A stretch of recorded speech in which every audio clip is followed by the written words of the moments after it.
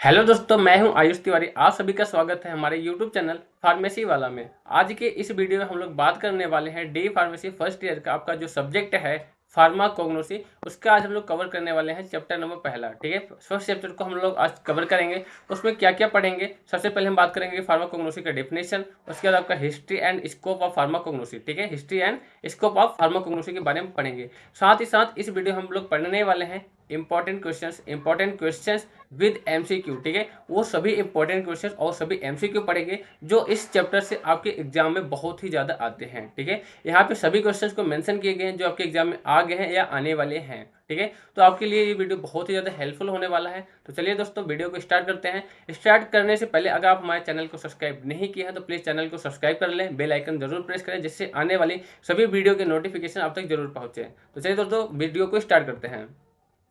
सबसे पहले हम समझते हैं कि फार्माकोग्नोसी होता क्या है। ठीक है, हम जो सब्जेक्ट पढ़े रहे हैं, फार्माकोग्नोसी आपका एक सब्जेक्ट है, तो सबसे पहले आपको सब्जेक्ट के बारे में पता होना चाहिए। ठीक है, इस सब्जेक्ट का सिलेबस हम आपके मेंशन कर रखे हैं। ठीक है, आपको वीडियो यहाँ पे मिल जाएगा। आपको डिस्क्रिप्शन में वीडियो का लिंक दिया है कि आपको क्या क्या पढ़ना है। आप लोग वहाँ से जाइए, सिलेबस के पहले वीडियोस देखिए कि कौन से चैप्टर में क्या क्या पढ़ना है। उसके बाद आपको ये वीडियो बहुत ज़्यादा हेल्पफुल होने वाला है। सबसे पहले हम समझेंगे कि फार्माकोग्नोसी होता क्या है। The word of pharmacognosy derived from two Greek word that is known as pharmakon and gnosis। दो ग्रीक वर्डों से मिलकर बना है आपका फार्माकोग्नोसी। ठीक है, फार्माकोग्नोसी कौन से दो वर्डों से मिलकर बना है? फार्माकॉन और ग्नोसिस। ठीक है, फार्माकॉन का मतलब होता है ड्रग और मेडिसिन। जो फार्माकॉन होता है, फार्माकॉन का मतलब होता है ड्रग और मेडिसिन, और ग्नोसिस का मतलब होता है टू एक्वायर नॉलेज। मतलब ड्रग और मेडिसिन के बारे में जानकारी करना ही ड्रग। यहाँ हम क्रूड ड्रग की बात करेंगे। इस जो फार्माकोग्नोसी में बात करेंगे वो सभी क्रूड ड्रग की स्टडी करेंगे। ठीक है, हम आपके ड्रग दो होती है। ठीक है, एक होती है क्रूड ड्रग होती है, एक होती है सिंथेटिक ड्रग। जो आपका ड्रग बात करेंगे मेडिसिन वाली जो ड्रग होती है वो फार्माकोलॉजी में बात करेंगे, और जो क्रूड ड्रग जो नेचुरल से हमें ऑब्टेन्ड होता है वो हम बात करते हैं फार्माकोग्नोसी में।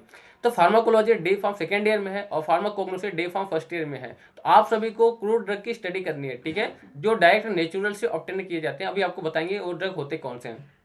ठीक है, तो आपको फिर से बता दूं, फार्माकोग्नोसी दो वर्डों से मिलकर बना है, फार्माकॉन एंड ग्नोसिस। फार्माकॉन का मतलब होता है ड्रग और मेडिसिन, और ग्नोसिस का मतलब होता है टू एक्वायर नॉलेज। ठीक है, अब बात करेंगे कुछ उसके हिस्ट्री के बारे में। Dioscorides was the Greek physician is known as the father of pharmacognosy. जो डायोसेक्रेट थे, ठीक है, डायोसेक्रेट जो थे वो ग्रीक फिजिशियन थे जिसको फादर ऑफ फार्माकोग्नोसी के नाम से जाना जाता था। क्यों जाना जाता था? Who describe the several plants of medicine importance in his book doctor materia medica. ठीक है, इन्होंने बहुत सारे प्लांट्स के बारे में उसके यूज बताए हैं, जिसका मेडिसिनल प्लांट है उसकी इंपॉर्टेंस बताया है, और अपने बुक में बताया है। जिनका उनका बुक है जो है वो डी मेटेरिका के नाम से, डी मेटेरिया मेडिका के नाम से जाना जाता है। ठीक है, इसी की वजह से उनको फादर ऑफ फार्माकोग्नोसी कहा जाता है। ठीक है, अगर बात की जाए, शेडलर वाज जर्मन साइंटिस्ट। ठीक है, शेडलर शेडलर की अगर बात की जाए तो इनका पूरा नाम सी ए शेडलर है। ठीक है, C A Seydler was the German scientist who gave the term pharmacognosy. सबसे पहले अगर फार्माकोग्नोसी की कॉइन किसने किया था, कौन सा फार्माकोग्नोसी जो वर्ड है किसने लाया था, तो फार्माकोग्नोसी जो है वो सी ए शेडलर ने लाया था। ठीक है, सबसे पहले वर्ड उन्होंने यूज किया था। The C A Seydler was a German scientist who gave the term pharmacognosy in 85। ठीक है, 1815 1815 में सी ए शेडलर ने, जो जर्मन साइंटिस्ट है, उन्होंने फार्माकोग्नोसी टर्म को यूज किया था। In is the book of analytica and pharmacognostica. क्या? ठीक है, ये अपने बुक एनालिटिका एंड फार्माकोग्नोस्टिका में यूज किए थे। ठीक है, वहां पे डिस्क्राइब किया गया है। तो सी ए शेडलर की कब यूज किए गए थे, तो 1815 किए थे। ठीक है, 1815 में 1815 ईस्वी में किया था। अब बात करेंगे फार्माकोग्नोसी का डिफिनेशन क्या होता है। तो फार्माकोग्नोसी कैसे डिफाइन कर सकते हैं? Pharmacognosy pharmacognosy is the branch of science that deals with the study of drug obtain from natural sources. ठीक है, pharmacognosy is the branch of science. Pharmacognosy science का वह ब्रांच है जिसके अंदर हम स्टडी करते हैं ड्रग की। कौन से ड्रग? क्रूड ड्रग, जबकि ऑब्टेन्ड फ्रॉम नेचुरल सोर्सेज, जो कि हमें नेचुरल सोर्स से ऑब्टेन किया जाता है, नेचुरल सोर्स से हम लेते हैं। ठीक है, अगर उसके सोर्स की बात की जाए कि कौन कौन से सोर्स होते हैं, नेचुरल सोर्स आपके प्लांट सोर्स होते हैं, एनिमल सोर्स होते हैं, मिनरल सोर्स होते हैं और मराइन सोर्स होते हैं। अब इस सोर्स से कौन सा ड्रग हमें मिलता है? अगर प्लांट सोर्स की बात की जाए तो प्लांट सोर्स से कौन सा ड्रग मिलेगा आपको? जैसे प्लांट से हमें टर्मरिक मिलता है, तुलसी, नीम, ये हमारे प्लांट्स के सोर्स हैं। एनिमल सोर्स से जैसे हनी हो गया, ठीक है, जैसे शहद बोलते हैं, बीफ वैक्स हो गया। मिनरल सोर्स की कौन हो गए? टाल्क, बेंटोनाइट, ये आपके मिनरल से मिलते हैं। और मराइन सोर्स से आपके cod liver and salt liver oil जो होता है आपके मराइन सोर्सेज से मिलता है। अब बात करेंगे हिस्ट्री ऑफ फार्माकोग्नोसी कि फार्माकोग्नोसी की हिस्ट्री मतलब कहाँ से शुरुआत हुई फार्माकोग्नोसी की। In the ancient time early man went to search of food in the random parts of plant such as the fruit root etcetera. ठीक है, जो एंशियंट टाइम्स थे, इन द एंशियंट टाइम पुराने समय में आदिमानव के टाइम की बात है, ठीक है, उस समय में man went to search of food, वो अपने भोजन की तलाश में निकल पड़ते थे रैंडमली, ठीक है, और वो प्लांट के पार्ट्स खाते थे, ठीक है, उसके फ्रूट जो होते थे उसके रूट को वो सभी को खाते थे। No harmful effect observe consider them, ठीक है, उन्होंने कोई हार्मफुल इफेक्ट नहीं पाया। Them as the eligible material use to the food, ठीक है, उन्होंने एज ए फूड वो उससे सभी मटेरियल को खाने लगे, जैसे उस प्लांट की कोई पार्ट हुई, कोई रूट खा रहा है, कोई फ्रूट खा रहा है, कोई उसके बीज का सीड खा रहा है, कोई लीव्स खा रहा है, ठीक है। इफ दे ऑब्जर्व, उन्होंने एक ऑब्जर्व किया, if the effect of eating by the eating they were the consider the non eligible material according to the effect of plant part, ठीक है, they use them the treating the symptoms of disease knowledge to obtain trial by trial and errors, ठीक है। इसमें ये बता रहा है उन्होंने ऑब्जर्व किया कि खाने के साथ साथ हम जो फूड खा रहे हैं, ठीक है, जो नेचुरल प्लांट्स के पार्ट सभी को खा रहे हैं, वो खाने के साथ साथ कहीं ना कहीं हमारे जो भी डिजीज के सिम्टम्स हैं, ठीक है, जो डिजीज के उस टाइम सिम्टम्स होते थे उसको ट्रीट भी करता था। उन्होंने बहुत क्या देखा कि हाँ अच्छा बुखार है, बॉडी टेम्परेचर है, तो उसमें कौन सी हमें मेडिसिन खानी चाहिए, तो मेडिसिन तो होता नहीं था, ठीक है, वो पार्ट्स ऑफ प्लांट्स के जो भी पार्ट्स थे उसी को खाते थे, किसी का लीफ खा रहे हैं, किसी का फूड खा रहे हैं, किसी का फ्लावर्स खा रहे थे, ठीक है, तो उन्होंने देखा कि ये आपका जो वर्क कर रहे हैं एज ए मेडिसिन का भी काम कर रहे थे उस टाइम, ठीक है, कि इसे खाने से आपको जो भी सिम्टम्स है उसको रिलीफ मिल रहा था, उससे थोड़ा आराम मिलता था, ठीक है। उन्होंने बहुत सारे नॉलेज ऑब्टेंड किए थे ट्रायल और एरर से, उन्होंने बहुत ज़्यादा ट्रायल किया और बहुत सारी गलतियों से उन्होंने सीखा, ठीक है। आपका मेरा भी एक मेन ही पॉइंट है कि आप गलतियों से सीखो, गलती करना गुनाह नहीं है, गलतियों को दोहराना गुनाह होता है, ठीक है, आप गलती कर रहे हो, गलतियों से सीखो। और एक तो मेन पॉइंट ये है कि आप दूसरों की गलती से अगर सीख जाते हो तो ज़्यादा बेटर है, और वही गलती कोई कर रहा है और उसका हार्मफुल इफेक्ट आ रहा है, ठीक है, कोई नेगेटिव रिजल्ट आ रहा है, आपको पता है कि ये आप काम करोगे इसका नेगेटिव रिजल्ट आएगा, तो आप उसे नहीं करना बिल्कुल भी, ठीक है। तो गलतियों से सीखना चाहिए हमें हमेशा। तो उन्होंने बहुत सारे ट्रायल किए, बहुत सारी गलतियां की और उनसे सीखा। आप कुछ इंपॉर्टेंट स्टेज हैं जो हिस्ट्री के फार्माकोग्नोसी के कौन कौन से हैं। फर्स्ट स्टेज है 3500 to 1500 BC, the medicinal property, ठीक है, the medicinal property and use of plant are the describe in the Rigveda, Atharvaveda and Yajurveda. जो मेडिसिनल प्रॉपर्टी है, ठीक है, कोई भी मेडिसिनल प्लांट का उसका यूज कैसे करना है, ठीक है, medicinal property and use of the plant थे वो डिस्क्राइब है आपके ऋग्वेद, अथर्ववेद और यजुर्वेद में, ठीक है। इन 1500 BC पेपियस इबर्स इजिप्टियंस जो थे उन्होंने डिस्क्राइब किया था the medicinal importance of the plant, ठीक है, उन्होंने डिस्क्राइब किया था कि जो प्लांट है उसका मेडिसिनल इंपॉर्टेंस भी होता है, ऐसा नहीं है प्लांट में सिर्फ छाया ही देता है, ठीक है, साथ साथ बहुत सारे मेडिसिनल इफेक्ट भी हमें देता है प्लांट, ठीक है। थर्ड वन है ये 1600 BC क्या है, एडविन स्मिथ पेपर किए हुए थे, डिस्क्राइब किया था the surgical instruction of the cosmetic formulation, ठीक है, उन्होंने कहा था कि surgical instruction of cosmetic formulation कि जो भी प्लांट है, आपका कोई भी प्लांट है, ये साथ ही साथ जो मेडिसिन का इफेक्ट तो है, साथ साथ ये कॉस्मेटिक प्रॉपर्टी भी इनके अंदर पाई जाती है, जैसे एलोवेरा हो गया, ठीक है, एलोवेरा हम जेल यूज करते हैं, ठीक है, आपके बहुत सारे एलोवेरा के साबुन भी आते थे, तो बहुत सारा उनका थेरापेटिक इफेक्ट देखा कि कॉस्मेटिक के पर्पज से भी इसे यूज किया जा सकता है। In 2700 BC, Shen Nung emperors, the Chinese investigate the medicinal value of the several hundred herbs and I have written the first पेंटिस on the native herbal regarding the 365 drug, ठीक है, जो सेंग नंग एम्पियर थे, चाइनीज इन्वेस्टिगेशन थे, इन्होंने Chinese investigate थे, ठीक है, इन्होंने मेडिसिनल की वैल्यू सबसे पहले बताया था the medicinal value of the several hundred herb, उन्होंने 100 हर्ब के बारे में, 100 जड़ी बूटियों के बारे में बताया था।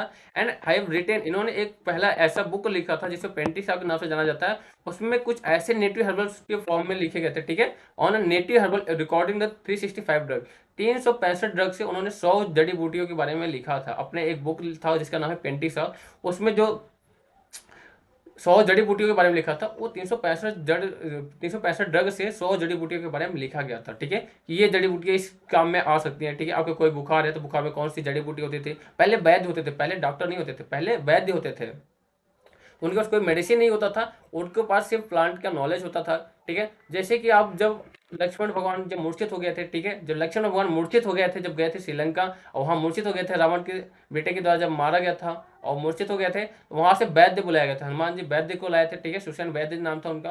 वो जो वैद्य लाए थे, वैद्य को पता था कि मूर्छित होने पे आप जाओगे वहां पे ये प्लांट है सजीवन बूटी, और हिमालय से सजीवन बूटी लेके आओगे तो ये खाएंगे तो फिर से जिंदा हो जाएंगे, ठीक है। उनकी मेडिसिन ये थोड़ी कहा कि हाँ पैरासीटामोल दो, ये दे दो, वो दे दो, सब ठीक हो जाएगा, उस टाइम मेडिसिन नहीं होता था। नेक्स्ट आपका 460 to 370 BC, the Greek scientist Hippocrates are refer to as the father of medicine, ठीक है। फादर ऑफ मेडिसिन किसको जाना जाता है? हिप्पोक्रेटस को, ठीक है। यहाँ फुल स्टॉप है। Hippocrates is a physician regarded as the father of medicine for the contribution to human anatomy and the physiology. उन्होंने अपना कंट्रीब्यूशन दिया मानव की रचना और उसकी संरचना, जो आपकी मानव की रचना है, ठीक है, स्ट्रक्चर्स है, और साथ साथ उसके जो फंक्शंस है, ठीक है, फिजियोलॉजी मतलब होता है फंक्शन के बारे में उन्होंने बताया। He is also known as the collect the identified a number of medicinal plant practice the herbal medicine। उन्होंने बहुत सारे मेडिसिनल प्लांट के आइडेंटिफिकेशन को कलेक्ट किया, उनके डाटा को कलेक्ट किया और बताया कि इनकी कुछ मेडिसिनल प्रॉपर्टी भी इसके अंदर होती हैं, ठीक है। फिर the materia medica consist the some 300 to 400 medicinal plant. इनका जो बुक है मेटेरिका मेडिका, इसके अंदर 300 से 400 मेडिसिनल प्लांट के बारे में उन्होंने डिस्क्राइब किया था। नेक्स्ट पॉइंट है आपका 384 to 322 BC जो था अरिस्टोटल, और स्टूडेंट था प्लाटो। अरिस्टोटल जो थे वो स्टूडेंट थे प्लाटो के, ठीक है। वह जब philosopher wrote about the animal kingdom, उन्होंने एनिमल किंगडम के बारे में, प्लाटो थे जो फिलोसफर थे, और अरिस्टोटल प्लाटो के स्टूडेंट थे। अरिस्टोटल जो थे प्लाटो के स्टूडेंट थे, जो प्लाटो थे वो एक फिलोसफर थे। अरिस्टोटल ने लिखा था अपने रोट द एनिमल किंगडम, सबसे पहले उन्होंने एनिमल किंगडम के बारे में लिखा था अरिस्टोटल ने। 360 to 87 370 to 287 BC में क्या हुआ था? थ्योपेटस जो थे, ठीक है, जो थ्योपेटस थे ये किसके स्टूडेंट थे? ये अरिस्टोटल के स्टूडेंट थे। थ्योपेटस और student of Aristotle wrote the plant kingdom. वो एनिमल किंगडम के अरिस्टोटल जो थे वो एनिमल किंगडम के लिखे थे, ठीक है, एनिमल किंगडम के बारे में बताए थे। बट उन्हीं का जो चेला था, ठीक है, उन्हीं का जो चेला था, उनका जो शिष्य था थियोप्रेटस, ठीक है, थियोप्रेटस जो थे उन्होंने प्लांट किंगडम के बारे में लिखा था। प्लांट किंगडम क्या होता है उसकी सभी इंफॉर्मेशन लिखा था। अब बात करते हैं modern pharmacognosy. The modern pharmacognosy is the starting from the 1815, 1815 से मॉडर्न फार्माकोग्नोसी स्टार्ट हुई थी। Due to the development of the various method of the isolation, बहुत सारे वेरियस मेथड के जो डेवलपमेंट हुए थे, वेरियस मेथड, जैसे आइसोलेशन कैसे किए जाते हैं, separation, isolation, separation and characterization of crude drug के बारे में बहुत सारी डेवलपमेंट हुई थी। तब से हमारी स्टार्ट है मॉडर्न फार्माकोग्नोसी 1815 से।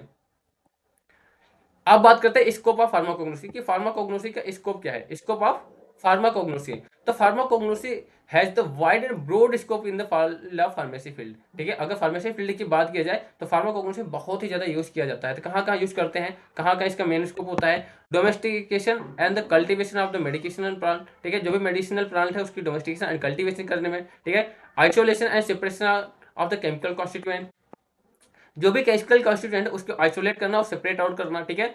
Analysis of the phyto constituent, उसके बाद जो आइसोलेट करने के बाद हम एनालिसिस करते हैं उसके जो भी फाइटो कॉन्स्टिट्यूएंट होते हैं, ठीक है। प्रिपरेशन ऑफ एंटीबायोटिक, फिर हम प्रिपेयर करेंगे एंटीबायोटिक करेंगे, ठीक है। Preparation of the herbal medicine, जो भी ड्रग होता है उसके हर्बल मेडिसिन को प्रिपेयर करते हैं, ठीक है। इन द फ्लेवरिंग एजेंट भी यूज कर सकते हैं, कलरिंग एजेंट में, इन द परफ्यूम के फॉर्म में, टिश्यू कल्चर में, ये सब हम इस बहुत सारे स्कोप होते हैं फार्माकोग्नोसी का। इसके साथ ही साथ जो स्कोप होता है फार्माकोग्नोसी का वो कहाँ होता है? द फार्माकोग्नोसिस्ट और the several or the various aspect to follow. उसके साथ साथ कहाँ उनका यूज होता है, कहाँ हम वर्क कर सकते हैं अगर फार्माकोग्नोसिस्ट हैं तो अकेडमिक में कर सकते हैं, जैसे टीचिंग इन इंस्टीट्यूट, जैसे आपके कोई टीचर होंगे जो आपके कॉलेज पढ़ाते होंगे तो फार्माकोग्नोसिस्ट तो पढ़ के आए होंगे, यूनिवर्सिटी में पढ़ाते हैं, ठीक है। म्यूजियम एंड बोटेनिकल गार्डन में और अकेडमिक मतलब टेस्ट कर सकते हैं, ठीक है। साथ साथ कुछ प्राइवेट इंडस्ट्री में जैसे आप वर्क कर सकते हो, फार्मास्यूटिकल इंडस्ट्री में, ठीक है, फूड इंडस्ट्री में, कॉस्मेटिक इंडस्ट्री में, जो हर्बल प्रोडक्ट इंडस्ट्री है उसमें आप वर्क कर सकते हैं।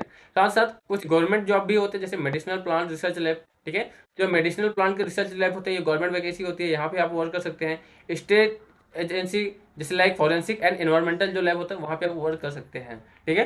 तो ये रहा आपके फर्स्ट चैप्टर का सभी टॉपिक को हमने मेंशन किया है, डेफिनेशन, हिस्ट्री और स्कोप के बारे में, ठीक है। अब हम लोग बात करने वाले हैं एक्सरसाइज कि इस चैप्टर से आपके पॉइंट, इस चैप्टर से आपके एग्जाम में कौन कौन से क्वेश्चंस आ सकते हैं in the form of objective, multiple, short questions and long question. Multiple choice questions की कौन सी बात की अगर कर लेते हैं तो is the branch of is the branch of bioscience dealing with the medicinal and related product crude and primary type of obtained from plant, animal and mineral and origin, ठीक है। ये पूछ रहा है ऐसा कौन सा ब्रांच है साइंस का, ऐसा कौन सा ब्रांच है जिसके अंदर हम डील करते हैं, जिसके अंदर हम स्टडी करते हैं मेडिसिनल प्लांट के related to product. Crude drug की बात करेंगे, प्राइमरी टाइप्स के क्रूड ड्रग होंगे, जैसे ऑब्टेन जो ऑब्टेन किए जाते हैं हमारे नेचुरल सोर्सेज से, जैसे प्लांट, एनिमल, मिनरल और ओरिजिन, मिनरल ओरिजिन से जो ऑब्टेन किए जाते हैं। तो कौन से ब्रांच हम स्टडी करते हैं? फार्माकोग्नोसी में, फार्माकोलॉजी में स्टडी करते हैं, फार्माकोग्नोसी में, या फार्मास्यूटिक्स में, या फार्मास्यूटिकल केमिस्ट्री में। ठीक है, इसका मेन आंसर होगा, इसका आंसर होगा फार्माकोग्नोसी। फार्माकोग्नोसी हम स्टडी करते हैं जो भी क्रूड ड्रग होते हैं उसकी स्टडी करते हैं जो हमारे नेचुरल सोर्सेज से मिलते हैं। सेकेंड क्वेश्चन क्या है? Right the name of father of medicine. Father of medicine कौन है? अभी हमने बात किया फादर ऑफ मेडिसिन कौन है। ए आपका ऑप्शन दे रखा है अरिस्टोटल, बी आपका डायोक्रेट, ठीक है, सी आपका गैलन और डी आपका हिप्पोक्रेट्स। तो मेडिसिन का जो फादर है उसे बोलते हैं हिप्पोक्रेट्स को। तो ऑप्शन डी आपका करेक्ट हो जाएगा। जितने भी ऑब्जेक्टिव क्वेश्चन आपको ऑब्जेक्टिव क्वेश्चन के आंसर मैं बता दूंगा, बट जो शॉर्ट क्वेश्चन है, जो लॉन्ग क्वेश्चन है, उसके लिए आपको एक बार वीडियो को फिर से ध्यान से देखना, पहले क्वेश्चन को लिखना, देखने के बाद और क्वेश्चन जो आपके हैं उसी क्वेश्चन के आंसर आपको इसी वीडियो में सब मिल जाएगा। फादर ऑफ फार्माकोग्नोसी अगर बात करें किसे कहते हैं? गैलन को, बी आपका अरिस्टोटल, सी आपका हिप्पोक्रेट्स, डी आपका डायोक्रेट। जो डायोक्रेट थे इन्होंने ही बताया था, ठीक है, उन्होंने अपने बुक में बताया था बहुत सारे मेडिसिनल प्लांट के बारे में, ठीक है, इसी की वजह से उन्हें father of medicine, father of pharmacognosy के नाम से जाना जाता है। ठीक है, कहीं कहीं कहीं कि अगर आपको डायोक्रेट नहीं दिखेगा तो फादर ऑफ जो फार्माकोग्नोसी होते हैं वो सी एच एडलर को ही जाना जाता है। फादर ऑफ फार्माकोग्नोसी अगर जहां डायोक्रेट ना हो, ठीक है, अगर जहां डायोक्रेट मेंशन ना हो वहां मेंशन होगा सी एच एडलर, वहां मेंशन होगा C H Adler. C H Adler को इसलिए क्योंकि उन्होंने सबसे पहली बार जो वर्ड था फार्माकोग्नोसी को, इसको कॉइन किया था, इसलिए इन्हें भी बहुत सारे आपको बुकों में देखने को मिल जाएगा। सी एच एडलर जो थे फादर ऑफ फार्माकोग्नोसी, इन्हें भी जाना जाता है। फोर्थ आपका क्वेश्चन है the scientist who coin the term pharmacognosy. Pharmacognosy सबसे पहले किसने कॉइन किया था? C H Adler, Hippocrates, Aristotle या गैलेन? तो हमने अभी को बताया है सी एच एडलर जो थे उन्होंने कॉइन किया था सबसे पहले pharmacognosy word. Fifth question the most of crude drug obtain from. जो बहुत सारे क्रूड होते हैं कहाँ से ऑब्टेन होते हैं? प्लांट से, एनिमल से, मिनरल से, ऑल ऑफ दिस। तो इसका आंसर हो जाएगा ऑल ऑफ दिस, हर जगह से मिलते हैं, सारे नेचुरल सोर्स से ही है। Pharmacognosy is the scientific and systematic study of drug. कौन सी ड्रग की? क्रूड है, हाँ आपका फिल इन द ब्लैंक्स, ये क्रूड है, ठीक है, यहाँ हम भरेंगे क्रूड, ठीक है, क्रूड ड्रग की हम स्टडी करते हैं। अब वेरी शॉर्ट आंसर आपका है, वेरी शॉर्ट जो आंसर है ये आपका 1 मार्क्स का एग्जाम से पूछा जाता है। जैसे पूछ लिया डिफाइन फार्माकोग्नोसी, इसमें आपको सिर्फ आपको डेफिनेशन ही लिखना है, आपको इसमें सिर्फ डेफिनेशन ही लिखना है। सेकेंड क्वेश्चन है right the scope of pharmacognosy. Pharmacognosy का स्कोप कहाँ है? तो अब ये 1 मार्क्स में क्वेश्चन पूछे तो इसमें बच्चों को डाउट होता है, इसमें 1 मार्क्स का क्वेश्चन है तो कितना लिखे, 1 मार्क्स के क्वेश्चन हम कितना लिखे इस वीडियो में, सॉरी इस क्वेश्चन के आंसर को कितना लिखे। अगर 1 मार्क्स का क्वेश्चन है तो आपको सिर्फ 3 से 5 लाइन के अंदर ही लिखना होता है, 3 से 5 लाइन के अंदर में लिखना होता है इसके डेफिनेशन के बारे में, ठीक है। अब शॉर्ट आंसर की बात किया जाए कि शॉर्ट आंसर टाइप क्वेश्चन अगर है तो शॉर्ट आंसर आपको बता दो 3 मार्क्स का एक क्वेश्चन होता है। पहला क्वेश्चन आपका शॉर्ट में आ गया define pharmacognosy, give the contribution of the Hippocrates. Pharmacognosy का आपको डिफिनेशन लिखना है इस क्वेश्चन में, ठीक है, फार्माकोग्नोसी होता क्या है और contribution of the Hippocrates, Hippocrates का क्या योगदान था हमारे फार्माकोग्नोसी में। अभी जो आपने पिछले देखा है लेक्चर को, ठीक है, तो वहां से आप इजीली आप लिख सकते हो, ठीक है, उनकी कंट्रीब्यूशन को आपको लिखना है।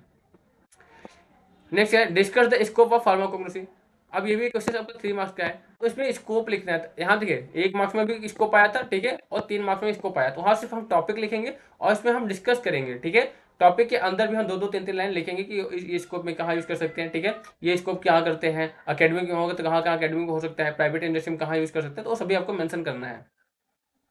बट अब बात आती है long answer type questions. Long answer type question आपको कैसे लिखना है? सबसे पहले लॉन्ग आंसर टाइप में जैसे आपको क्वेश्चन होगी, लॉन्ग आंसर टाइप क्वेश्चन आपका 5 मार्क्स का एक क्वेश्चन होता है, 5 नंबर का एक क्वेश्चन होता है, जिसमें आपको 2 से 3 पेज लिखना होता है, 2 से 3 पेज में मैक्सिमम 2 से 3 पेज, इससे कम भी हो सकता है बट ज्यादा नहीं होता, 2 से 3 पेज बहुत होता है, ठीक है।